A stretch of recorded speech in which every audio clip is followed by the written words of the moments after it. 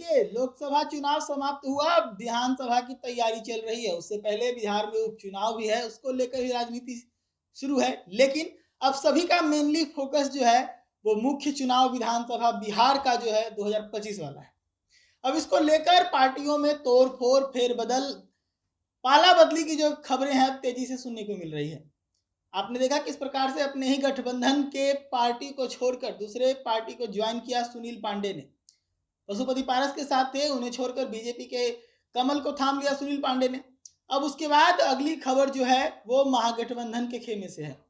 महागठबंधन के खेमे से एक बड़ा नाम, पटना की राजनीति में श्याम रजक का एक बड़ा नाम है, फुलवारी के विधायक हैं और पहले जदयू में थे, फिर राजद में चले गए। उसके बाद अब ये खबर है कि श्याम रजक जदयू में लौटना चाहते हैं। मैं आपको बता दूं कि बीते समय जो लोकसभा का चुनाव बीता वो, उसके बाद फिर राज्यसभा की जो 2 सीटें थी वो, और एमएलसी का जो चुनाव है, उपचुनाव है, कहीं पर भी श्याम रजक को दोबारा मौका नहीं मिलने से श्याम रजक नाराज हैं। अब क्यों नहीं मिला मौका वो समझाते हैं।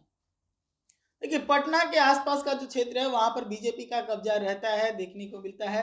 तो दूसरा जो सीट है पाटलिपुत्र लोकसभा का, वहां पर लालू की बेटी मीसा भारती रही चुनावी मैदान में, तो वहां से ऐसे ही श्याम रजक का टिकट कट गया था कि लोकसभा के चुनाव वो लड़ नहीं पाए।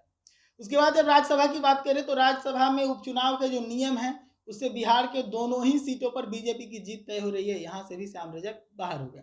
एमएलसी का चुनाव में भी श्याम रजक को आगे नहीं किया जाना, और उसके बाद अब श्याम रजक को लगने लगा है कि राजद में उन्हें नजरअंदाज किया जा रहा है। इसी से श्याम रजक ने यह तय किया है कि अब वो राजद को फिर से छोड़ेंगे और राजद को छोड़कर जदयू को थामेंगे। इससे पहले श्याम रजक हर एक गणित, हर एक फॉर्मूला, तोड़ जोड़ सब पे ध्यान दे रहे हैं, क्योंकि एक बार पहले ही वो पाला बदल चुके हैं राजद में जाने के साथ, और उसके बाद अब जब वो वापस जदयू में आ रहे हैं तो इस बार उनसे कोई गलती ना हो, इस चीज का ध्यान रखना भी बहुत जरूरी होगा श्याम रजक के लिए। दूसरी चीज ये है कि जदयू को अगर देखा जाए तो समय दर समय भले नीतीश कुमार सीएम बने रहे, मुख्यमंत्री बने रहे, लेकिन उनकी पार्टी की जो सीटें हैं वो कमती गई है। यानी कि जदयू के टिकट से चुनाव लड़कर जीतना एक बड़ा चैलेंज होने वाला है। रुपौली उपचुनाव में भी जो जदयू का कब्जा रहा 25 सालों से, उसे एक निर्दलीय प्रत्याशी शंकर सिंह ने छीन लिया। तो अब ऐसे में जदयू खेमे में जाकर श्याम रजक से कोई गलती ना हो, इस बात की वो पूरी तैयारी कर रहे हैं।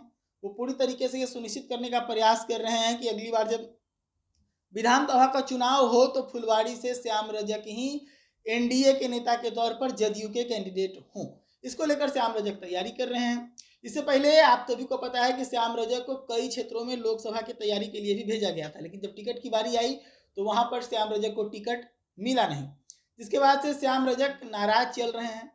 उन्होंने एक बयान दिया, जिस बयान के बाद से ये कयास लगने लगा कि अब श्याम रजक शायद राजद में नहीं रहेंगे। उन्होंने बयान देते हुए कहा कि राजद लालू जी की है, वो चाहेंगे तो हम रहेंगे, नहीं चाहेंगे तो नहीं रहेंगे। यानी कि कुछ डिमांड है, कुछ कसक है दिल के अंदर जो लालू से कहा गया। अब लालू उसको सुनेंगे तो राजद में रहेंगे श्याम रजक, नहीं सुनेंगे तो राजद को छोड़कर जदयू में चले जाएंगे। ऐसे ही तमाम खबरों के लिए जुड़े रहिएगा दैनिक के साथ। धन्यवाद।